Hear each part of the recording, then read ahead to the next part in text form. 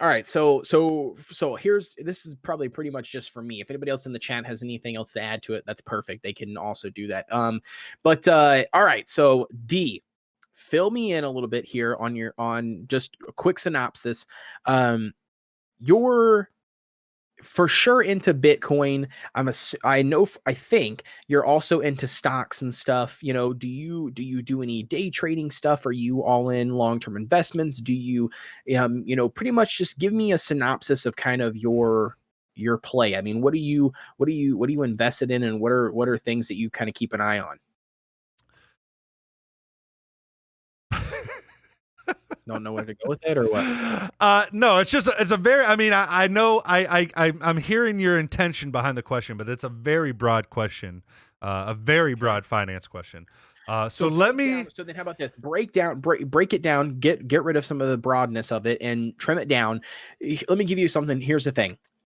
I am coming into this completely blindsided, besides talking to a couple coworkers and family members on investing, how to learn to start investing. What are some things that that sort of thing. And then so that's not what I want to know right now. What I want to know is I just want to just whoever's listening out there who doesn't know you, doesn't know me. I mean, you're invested, right? I mean, that's the thing. You're invested. Yeah, I know you got Bitcoin. I know you're into that thing, but where does that extend for you? Are you do you do that sort of thing, or is it just you invested a long time ago, you don't really do any more of it now? Do you day trade? Do you not day trade? What's your kind of status on that? Sure. So first off, let me say I think what most people fail when they first start getting into finance stuff, specifically investing. Most people get interested in investing because they hear of a bunch of people making a bunch of money. Um, is that true? Sure. Yeah, there's lots of people that make tons of money in investing. However, uh, it always comes up when something crazy is happening. So, for example, right now I have lots of friends that are always because you're. Let me start by saying this. Yes, I'm invested in Bitcoin. I've been invested in Bitcoin for a while. I still actively invest in Bitcoin. Personally, I have the belief that it's going to continue to rise. To what that number is, I don't know. I'll be honest. The number that's in my head is $1 million per Bitcoin. I have that belief. That's my studying cryptocurrencies, studying what they are, what Bitcoin is. My belief is that eventually, whether that's 5 years down the road, 10 years down the road, or even 50 years down the road, when I'm already said and done with my investment and it don't matter anymore, I just believe that Bitcoin becomes the world's, I don't want to say currency, but the world's way of holding wealth. Okay. So we may still trade. For example, there's talks that the United States is going to do their own digital currency based off the United States dollar. So we would go to digital payments in the United States, but it would still be based in United States currency, whatever. However they decide to do that coin. But you have tons of different governments in the world. They're not all going to want to deal with a currency that is controlled by another government. Bitcoin solves that issue. It's not controlled by anybody. It's controlled by the Bitcoin network, which is everybody that's part of Bitcoin, that's part of the network that joins in, whether they mine, whether they run nodes for Bitcoin, whatever. So Right. it's just gonna, in my opinion, be a way to store wealth. Do we do payments and stuff in Bitcoin? Yeah, that's absolutely a possibility. But I think first and foremost, it's the ledger that's going to hold all the other ledgers. So all the other cryptocurrencies that come out, all the other methods they come up with for doing payments over the internet instantaneously, there might be coins that come out that do it better. Like everybody always thinks, oh, Bitcoin's first generation, it's going to lose to another coin. Probably not, in my opinion. These are my beliefs. It's probably just going to become like gold. It's where people hold their wealth, and then if they need it to go into another currency for whatever, that'll all be done on the back end by computers. You won't even know that's happening. You'll have basically your checking account or your savings account, which will be Bitcoin wallet. Whether that's you hold the wallet yourself, like some people do, or whether you have it on an exchange like Coinbase or through Robinhood or PayPal now lets you buy Bitcoin. Wherever you're holding that, like a traditional bank, you're holding your Bitcoin at a place. But I do think it becomes the world's wealth holder. Okay. So with that said, yes, I'm in Bitcoin.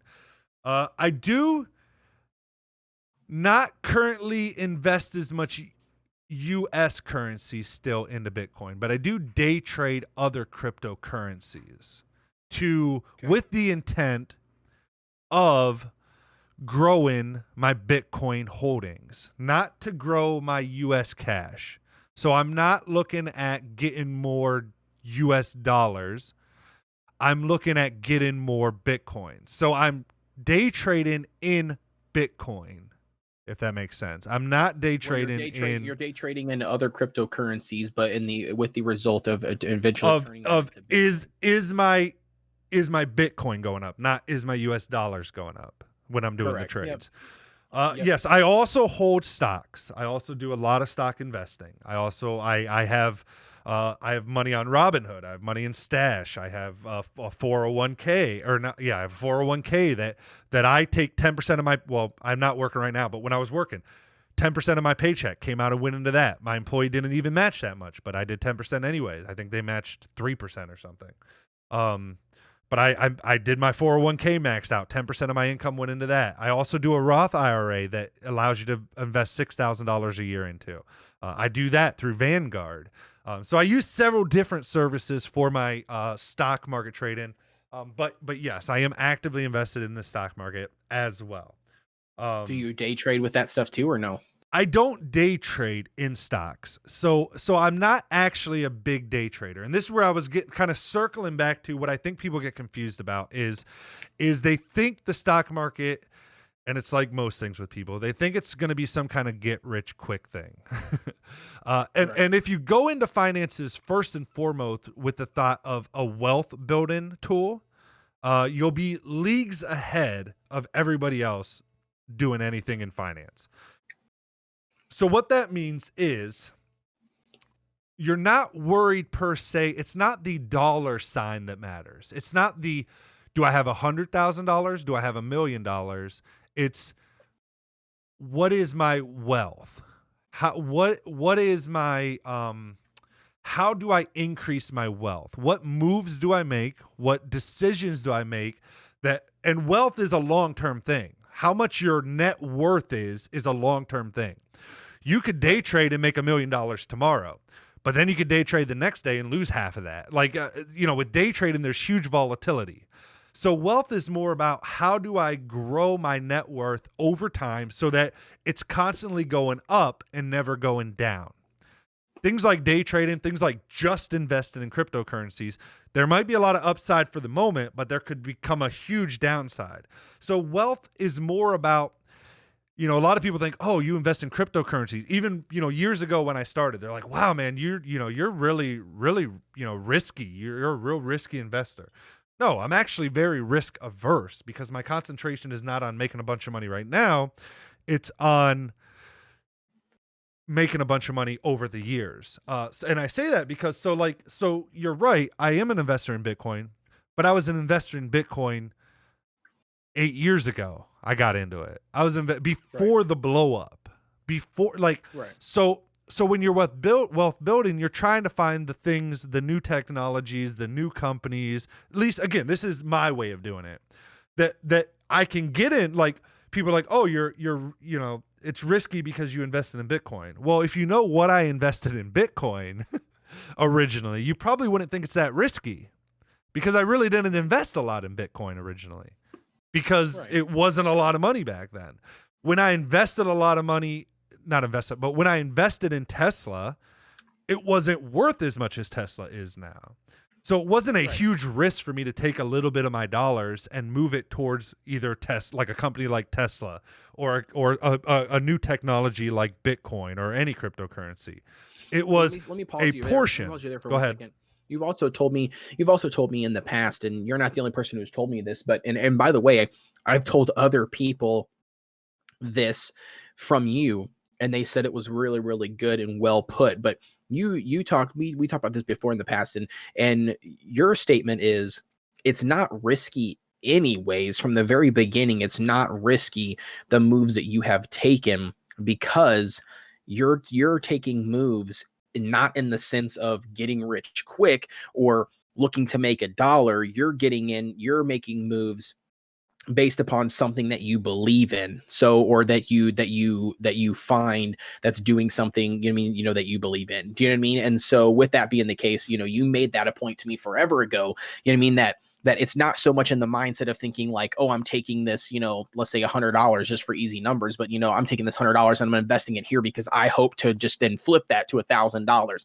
No, you're investing in something like Tesla, or investing in something like this, company, because you believe in that company. You know what I mean? And if you were to happen to lose that $100, or for whatever reason, that $100 didn't turn into 1,000, you're okay with that because you're investing in something that you truly believe in. Is that still a thing?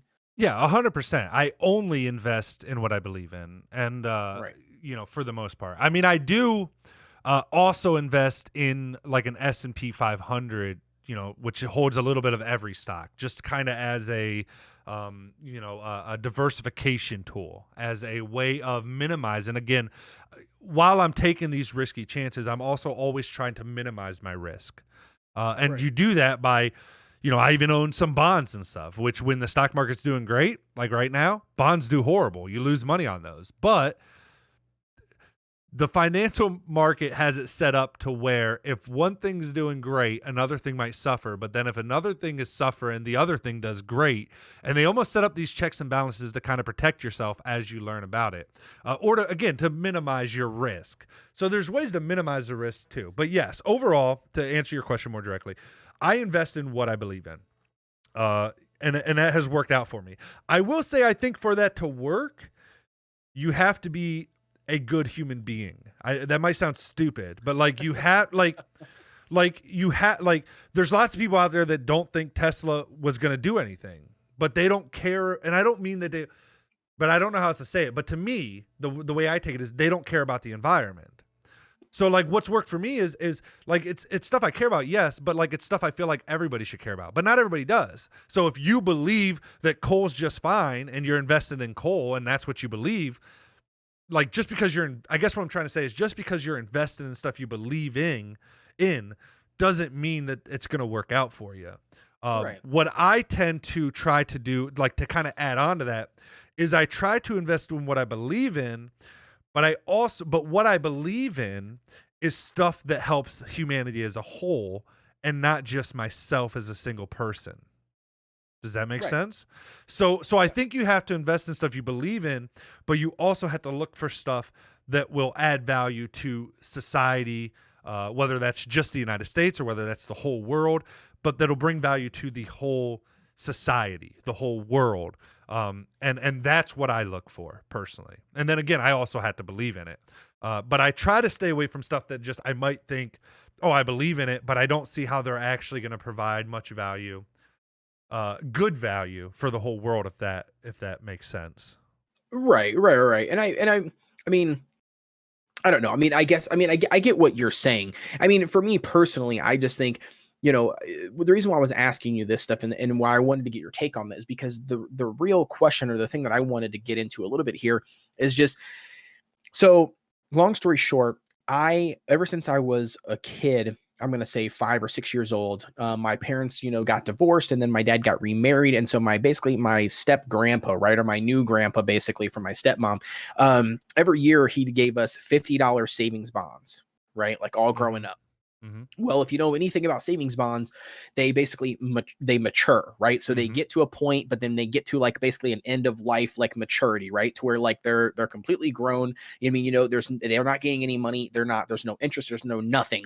And so basically, at the end of the day, you get whatever that final value is on that bond. He bought it for $500. I think they were like 5 years or 10 years or whatever they were. Yep. At the time. And they matured. Well, I've got a handful of those, and they equate up to $500 is what I'm sitting at right now, right? Yep.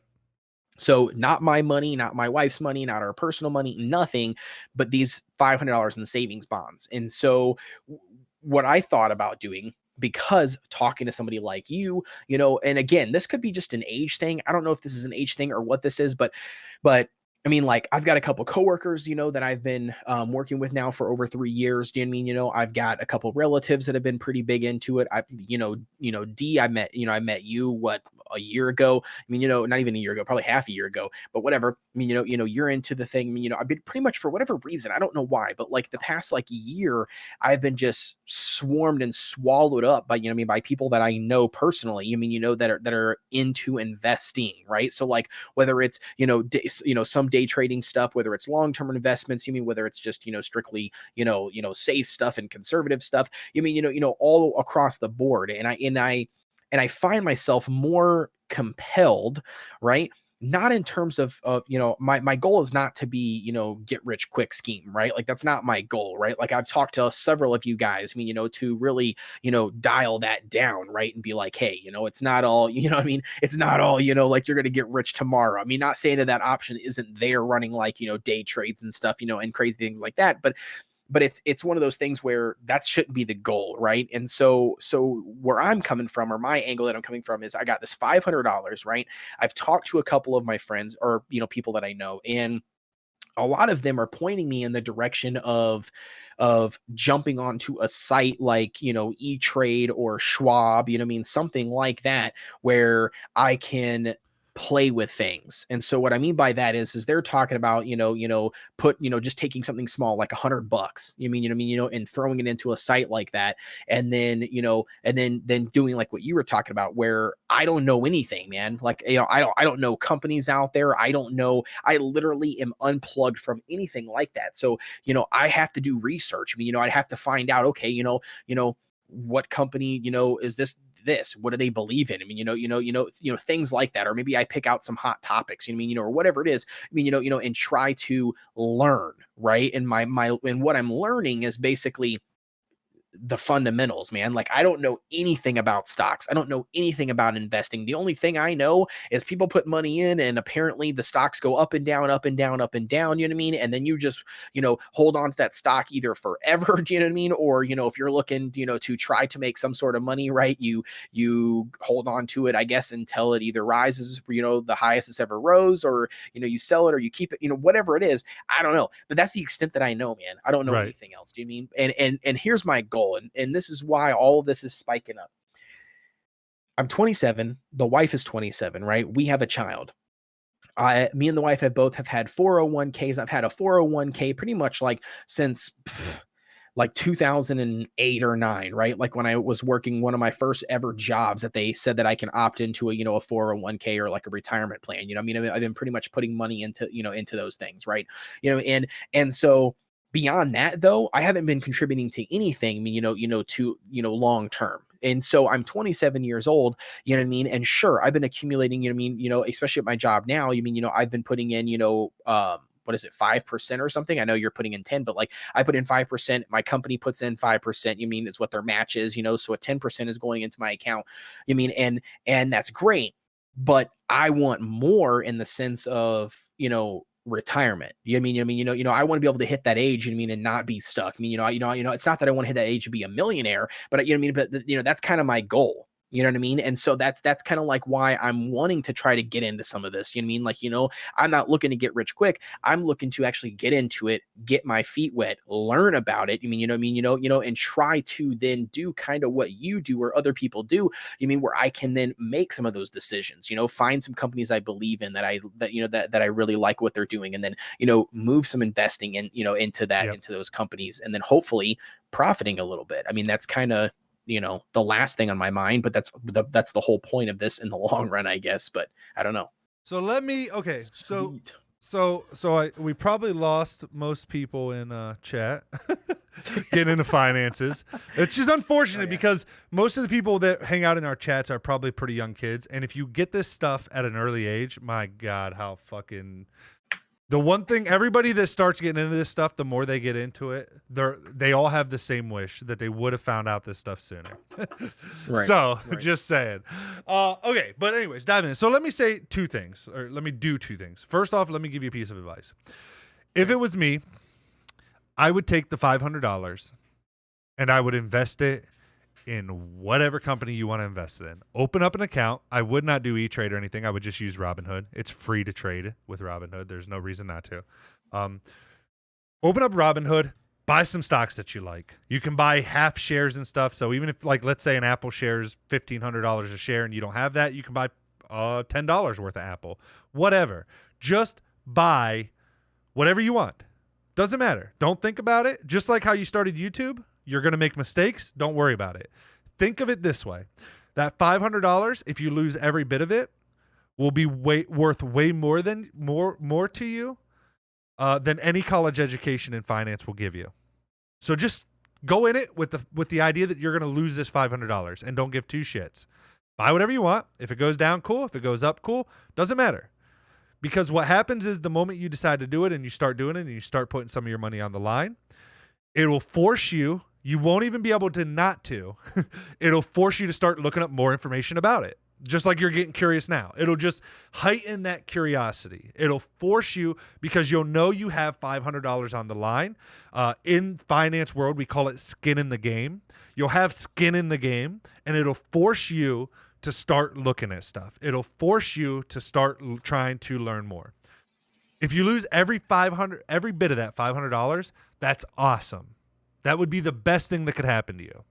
Because you will learn a shit ton about the stock market, a shit ton, and it'll be the $500 will be worth all the training that you'll receive from that. So don't even think about it. Don't even worry about it. Just fucking do it. Like, just fucking do it.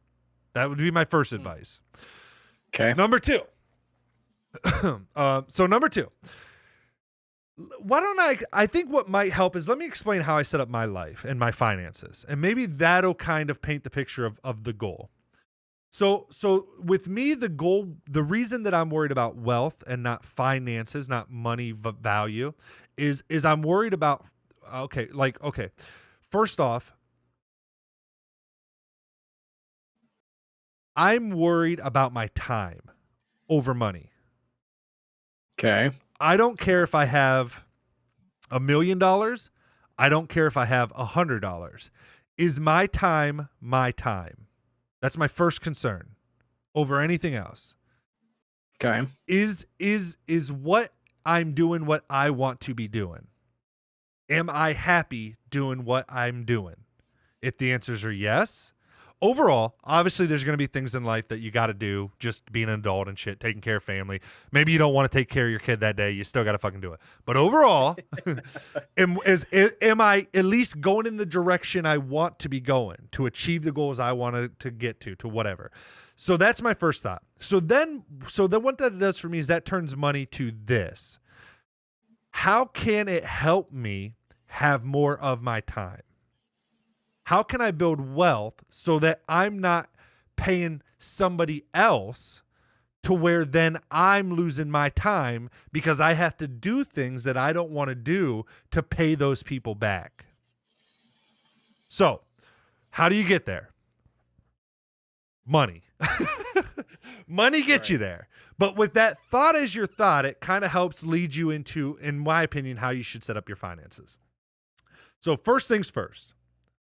I don't have car payments. I don't have credit cards debt. I have credit cards, but I don't carry credit card debt because all of that takes money away from me because I'm paying interest to somebody else. And then because I'm beholden to having some kind of monthly payment that then says that I can't do what I got to make enough money to pay all these bills. So first and foremost, to me comes with, I'm okay with driving a 5-year-old car. I'm okay with not having the newest everything. Some things I like having the newest stuff, but it just makes you start becoming more conscious of where your money's going out at. Then the second thing is, so if I don't want to borrow money from people, then what do I need to do? I need to have enough cash that if one of my cars dies, one of my cars needs repaired, we have cash in a savings account that I can access to pay for that and then build back up. So I have my own credit card. I have my own credit line. It's just a savings in a bank that I can pull money from. A lot of times what people call this in the finance world is kind of an emergency fund. Typically, what most people recommend is having everybody varies. I'll just tell you mine. And again, none of this is financial advice. I have to say this stuff none of this is what you should do. This is just what I do.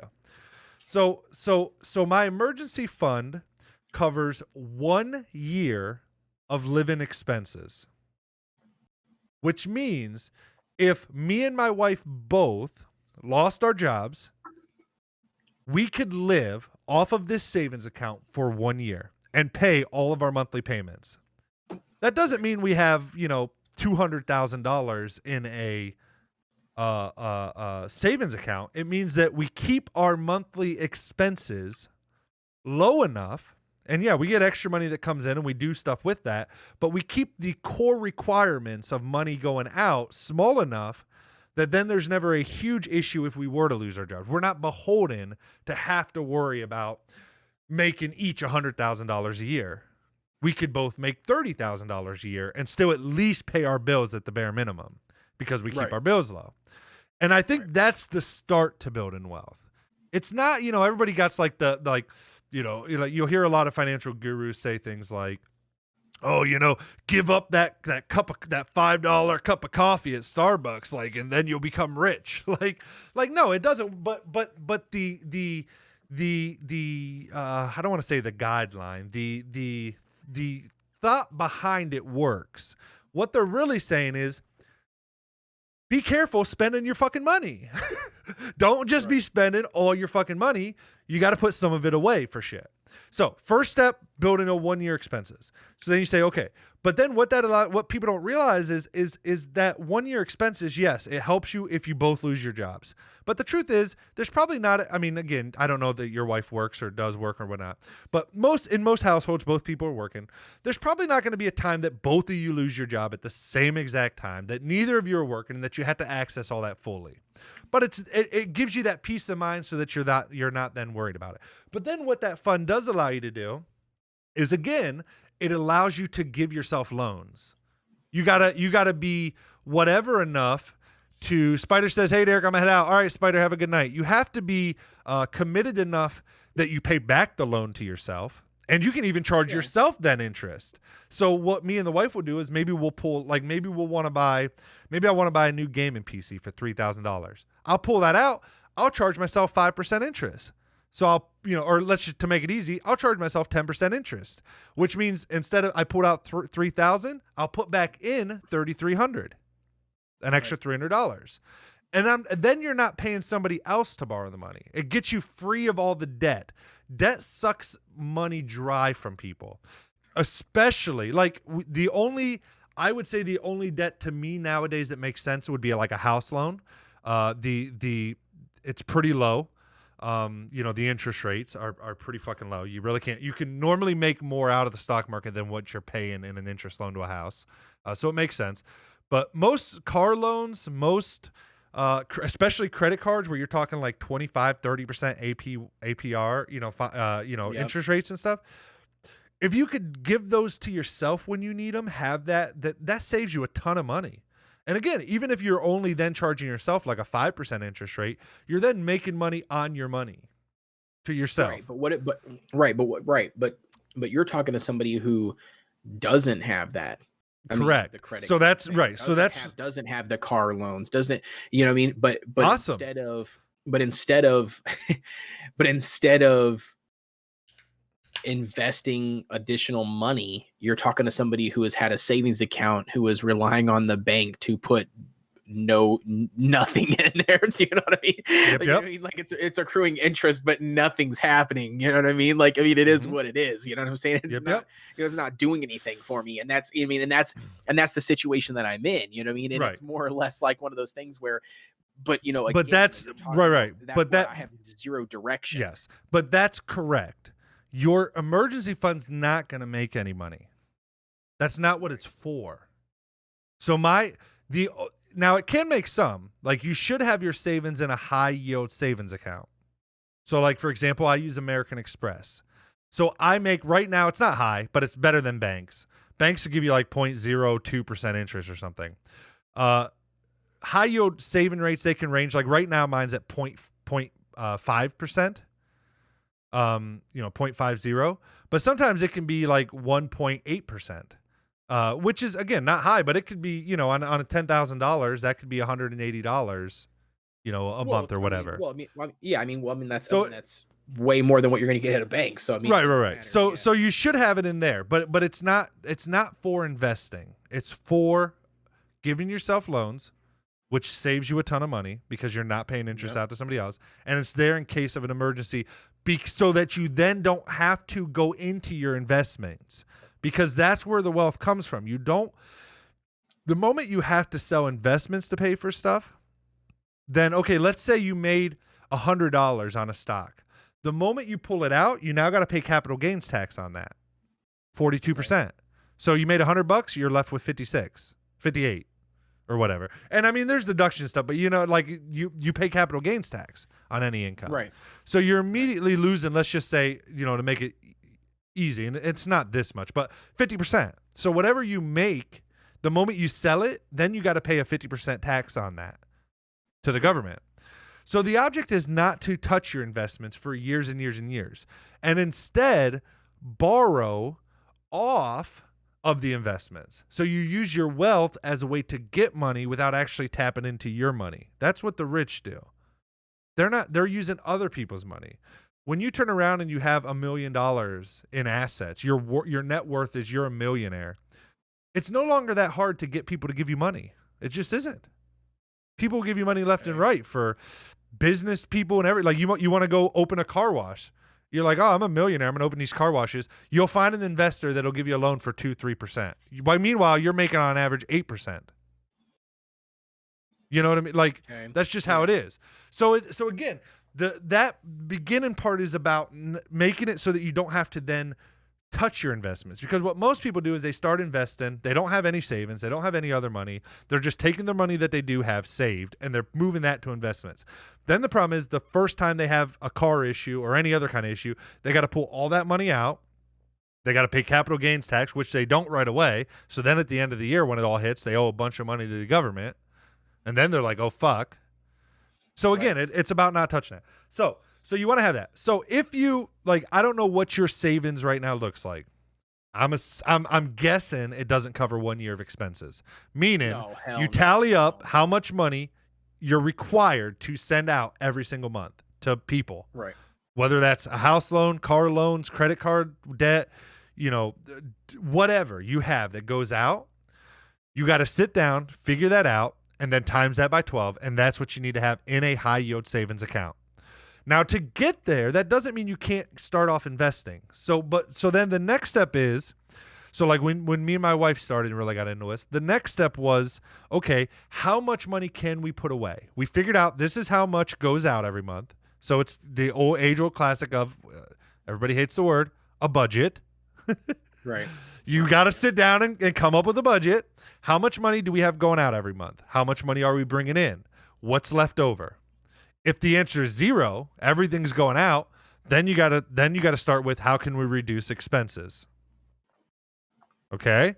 But then you get to that point, whether that's to start, whether that's 5% of your income, 10% of your income, all the way up to, I recommend 20% personally. We save 20% of what we bring in goes into, and then that 20% gets split. 10% goes into savings, 10% goes into investments. And then when you go to investments, it goes to, like I said, most of your money to start going into investments should go into an ETF fund, like an S&P 500 ETF, which it's a fund that you buy that then let's say you put in $100, it takes that $100 and it gives you a little bit of all the top 500 stocks in the S&P 500. So it splits that up automatically for you into the top 500 companies. On average, if you just hold an S&P 500 ETF, you're going to make 8% per year on your money. That's the average. Okay. Every year, 8% you make. Then, as you're building that up, so that's the best way to start. This will take you years, by the way, just to do that right there. Okay. So you're doing that. You're taking your income, you're dividing it, whatever you're investing per month, you're dividing it in half. You're putting half in your savings to build up to that 1 year expenses. You're putting half into an S&P 500 ETF, and that's all. That's it. It's that simple. You're done. There is no buying single stocks. There's just that. So then your money's making 8%, and then you're making, whatever you're getting for high yield savings. I had to sneeze. No worries. Okay, so then once you do that, and I know this is a lot, man, but this is the way that it works for me. Like, this is the way to do it. There's no other way, in my opinion. You can get lucky in day trade and stuff, but this is the way to build wealth, in my opinion. So yeah, no, and it's very informational. Like I said, I'm learning a lot just by listening to you, and I've already picked up on a lot of things. So yeah. So then, and actually to start, I say invest in an S&P 500. You should get a Roth IRA that you can contribute a max of $6,000 a year, because you get tax advantages for that. And then you can just invest that Roth IRA in an ETF fund on the S&P 500. I use Vanguard. So anyways. So after you do that, so then what you're going to wait for, you're going to do that until you get to the point where you have 1 year expenses in a savings account. Once you do that, you keep saving the money, the other half that you were saving for your savings, but you now put that into your stock account, but you don't buy anything at all. That money can then become, in my opinion, what could become your free money to play around with. And you might adjust it. You might decide, you know what? I want to stay safe. Like, you can kind of decide your own risk profile. So you can decide, I want to stay super safe. So now that we have 1 year expenses, let's say you were saving 10%. So now I have 5% from that savings that I'm saving out of every paycheck. I'm going to put another 2.5 of that into the ETF S&P, max out my Roth IRA. That's a great way to start. Then you take that other 2.5% and you invest it in companies you believe in or whatever. And that, in my opinion, is the way to do it. Now there's a lot of financial advisors out there and stuff that'll say, first and foremost, you should pay off all debt you have first before you even start investing. You should pay off, or even start a savings account. You should just pay off any interest you owe. So credit cards, especially any credit card debt, pay that off. School loans, pay those off. Then do everything I said. And actually, then they say, build up your 1 year emergency fund first, then invest. I just think then people get bored and it doesn't really work that well. So I don't think there's anything wrong with, are you going to be losing some money by not paying off high interest stuff first? Absolutely. You're not going to make enough in the investments probably, unless you get lucky in day trading, which it's very gambly, I will say. You're going to be losing money that you're paying in interest. So the correct option is pay off all your interest as quick as possible. For me, that didn't work. It was just too boring. I got debt. I'll pay it off, but I don't want to just pay off debt. I want to invest some. I want to save money and not so it was a mixture of the method that I explained to you is what worked best for me. And I got to say, I think it's the best option. So do you think, by the way, you can reach out to real quick. Hokage says, anyways, it's getting a little late. I'm gonna head out. All right, Hokage. Sorry, I know you like anime, but we've talked about anime the last couple of streams. I'm over anime. Anyways, continue. But have a good night, Hokage. Love you, man. So my question is okay, so do you think that if a person was to wait until all of those things are accomplished and achieved and all debt is paid off, do you think that it would be too late then potentially for some people, depending on their age, to then start doing the investments and everything before, they get No, it's never too late. Never ever. Again, this is about building wealth. So it's never too late to build wealth. There are huge benefits to starting the earlier you start, what's called compounded interest. And actually I pulled this up. So let me go through this thing here. And this was one of the first things that taught me about the power of compounded interest. And this is why, if you're super young and you're listening to this is why getting started really early, not maxing out credit cards when you're young, not doing all the stupid stuff that most of us do. And even when you're sitting here hearing this and another year, you'll hit that age and then you'll do it anyways. But if you can actually control yourself and not, this is the power of what he's where he says, is it too late? So let's say, so there's this thing. I read this a long time ago. This isn't my thing, but it's, would you bet 10 cents on a game of golf? So it says, let me give you an example to illustrate the power of compounding. Let's say we played a game of golf and we made a friendly bet of 10 cents on the first hole with the bet doubling on each hole. Would you take on this bet? If I was hey, Kodesh, if I was hey, Kodesh, let's do a friendly bet. We'll bet 10 cents 10 cents on the first hole, and we'll double it every hole. So the next hole will be 20 cents. Then the next hole will be 40 cents. Just a friendly game, not too expensive of a bet or whatever. Would you be down to do that? Yeah. Okay, now, if you were familiar with the game of golf, you would know that there's only 18 holes. So how much can the bet be on the 18th hole? Well, let's see how the bet increases on the first 9 holes. So as I said, hole 1, we bet 10 cents. Hole 2, Right. 20 cents. Hole 3, 40 cents. Hole 4, 80 cents. $1.60, $3.20, $6.40, $12.80. Hole 9, $25.60. So now at the 9th hole, the bet is $25.60. We are already halfway there. So how much could it be on the 18th hole? $100, $300, $500? Let's go on. Hole 10, $51.20. Hole 11, $102.40. 12, $204.80. 13, $409.60. 14, $819.20. 15, $1,638. Hole 16, $3,276. Hole 17, $6,553. Hole 18, $13,107. As you can see on the 18th hole, the bet becomes a whopping $13,107. When given enough time, the power of compounding can turn very small amounts of money into huge sums. So when it reaches that critical point, the growth becomes exponential. So that's why when you start early and you can actually not touch that investment, it can pay off huge for you in the long run. Because of that just compounding. Because the first year you invest, let's say maybe you get $1,000 into the stock market, and let's say you make $100. Well, then the next year you put in another $1,000, but then you're also going to make interest that second year on that $1,000 you just put in, plus the $1,100 you have from the first year. Then the third year you're going to put in another $1,000, and then you're going to make interest on that $1,000, but then you're also going to make interest on that $2,300 from the first 2 years. So every year you're adding to your principal, which then gives you more. Even though you're not increasing how much you're saving, you're increasing your total principal, your total wealth, which then that percentage adds on to that at the end of every year. Does that make sense? Do you get what's going on? Totally get it. Yeah. Alex says, then a crash happened. Back to 10 cents. Oh, that's true.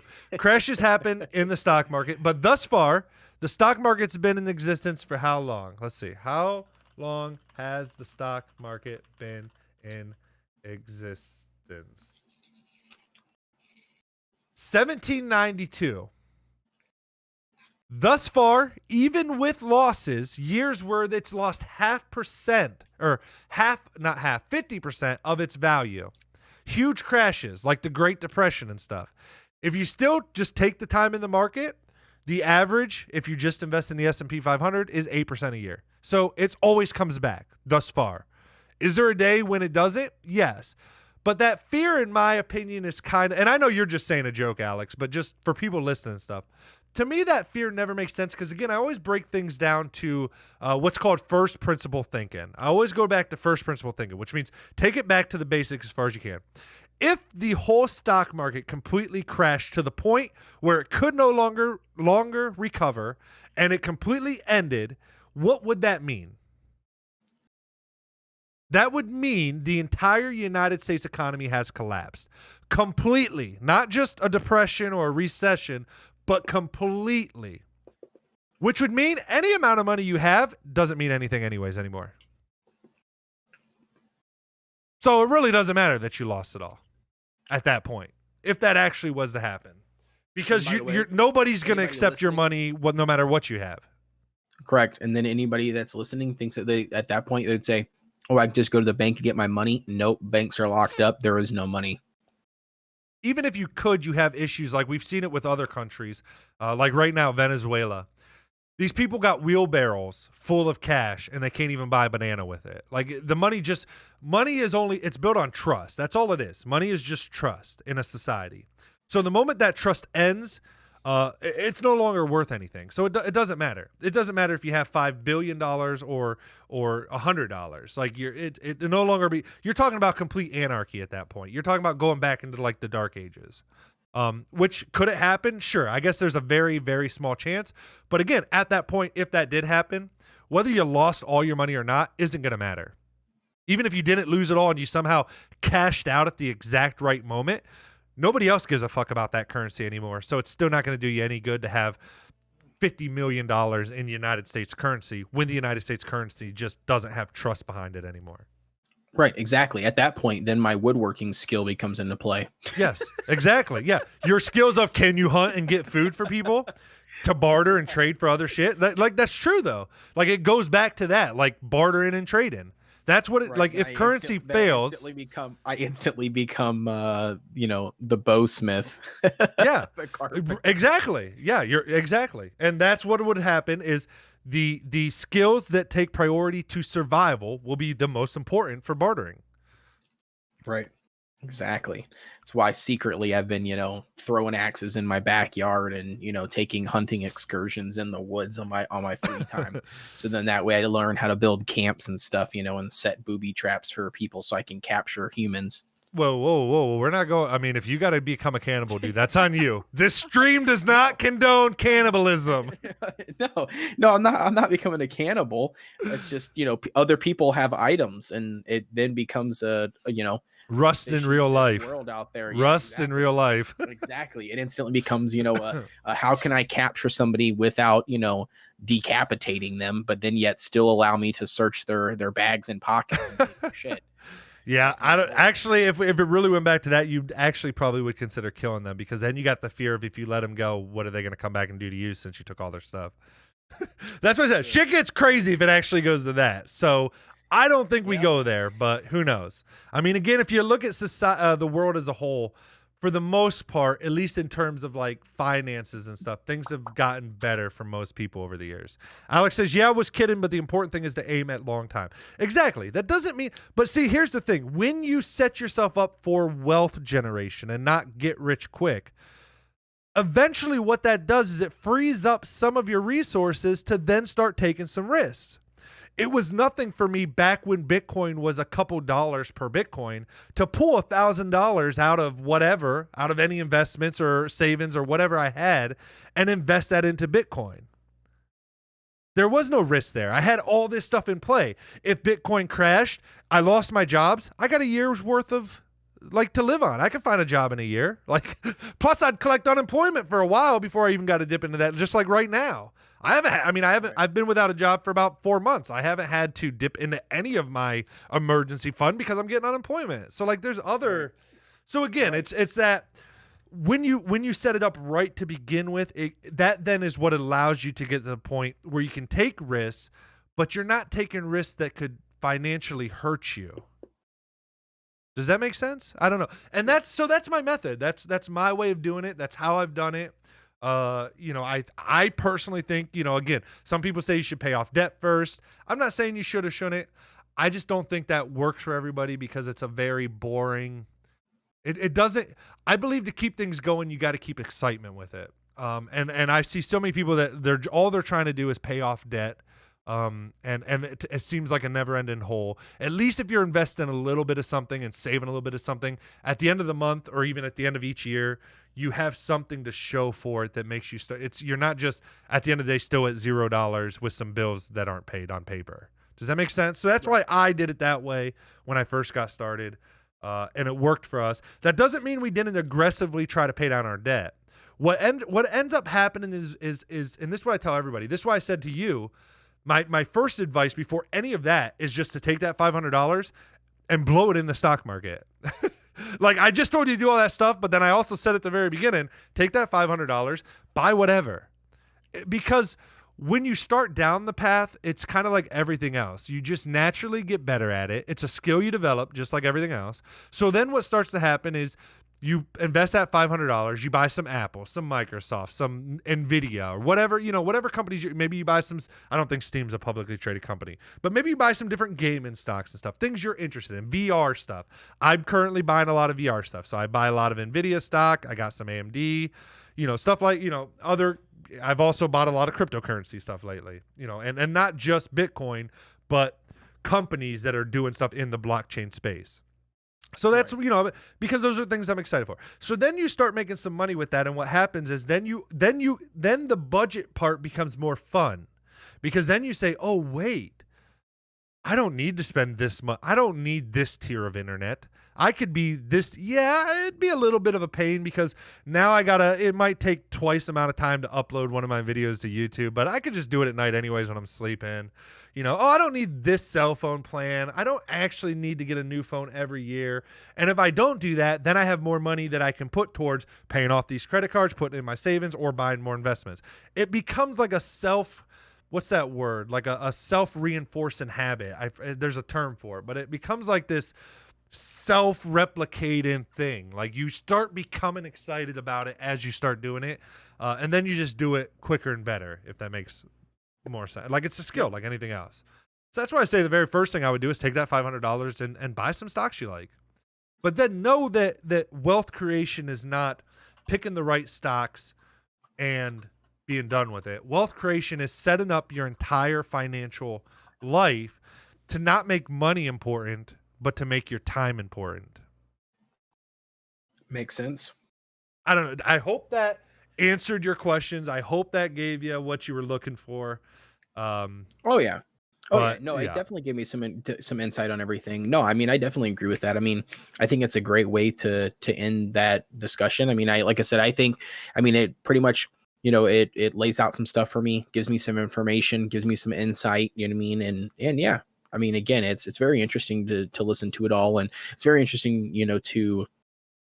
to see and converse with people, who have been in the market, you know what I mean, and do whatever it is that they do and the way that they do it and what reasons why they do it. It's very interesting.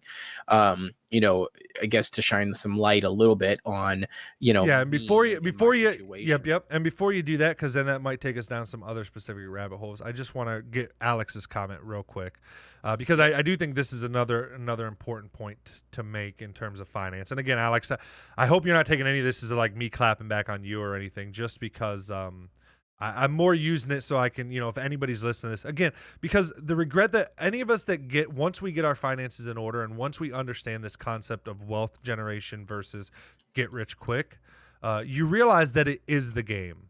And when you realize that, the only thing you wish is that somebody else would have told you sooner about this stuff.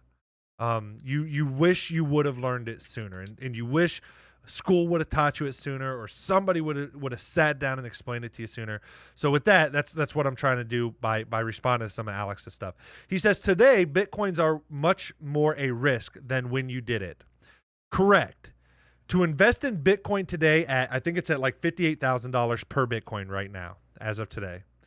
To invest in it today is much more risky than when I invested in it early on. However, I preface that to say, I still actively purchase and invest in Bitcoin because I believe personally that it's going to get to $1 million per coin or even more. However, I also don't take all of my money, even though I personally believe Bitcoin's going to hit $1 million a coin. If somebody really believes that, you would think the first thought would be, okay, every dollar I can get extra, forget all my other investments, forget my Roth IRA, forget the S&P 500, my 8% per year, forget my savings account, and just put everything I can into Bitcoin because I believe. And when I say it, I'm not just saying, oh, I believe, but maybe not. I believe 100% Bitcoin will hit that. I still don't pour every dollar I have into Bitcoin. That when diversification comes into play and you're safeguarding your assets. Because even though I do actually believe that inside me, I realize I could be wrong. It doesn't mean I think I'm wrong, but I'm smart. But you got to get to a point where you realize like you're not smart enough to know everything. So even if you're 100% certain on something, that doesn't mean you should go all in on it. So again, it's the minimizing of risk that then allows you to take more risk. So yes, it's more risky to invest in Bitcoin today. I still do. But I don't invest everything I have into Bitcoin. I'm not pouring every dollar I get into Bitcoin. I'm still being smart about my investing. I'm still minimizing my risk as much as possible while also still investing in something I believe in. And I just think that's an important thing to kind of to say to people. Like it's not there's like systems that come like the stuff you read in books about finances, the stuff like it's there and it works for a reason because it's hundreds and thousands of people that have done this stuff before you that have figured out how like don't just assume you know it all. Like use the systems that are in place and the reason they stay in place is because they work. They build wealth. Alex says it's speculation. It can drop the next day. There is a high risk, high reward. But in your situation that you have other investment, it means that you can take that risk. Exactly. And that, I think, is an important distinction. That a lot of people, like right now, a lot of people are seeing the Bitcoin stuff going up. They think they should jump in. They start pouring every bit of money, extra money they have into it. And if it crashes, they're left with nothing. If Bitcoin crashes, do I lose a hell of a lot of money? Yes. Am I left with nothing? No. Do I still have a decent amount of money? Yes. It doesn't matter to me if Bitcoin dies. I mean, it would suck, but it doesn't matter. All right. Anyways, now going into what you were saying, Kodesh, about kind of more your personal, where you're at.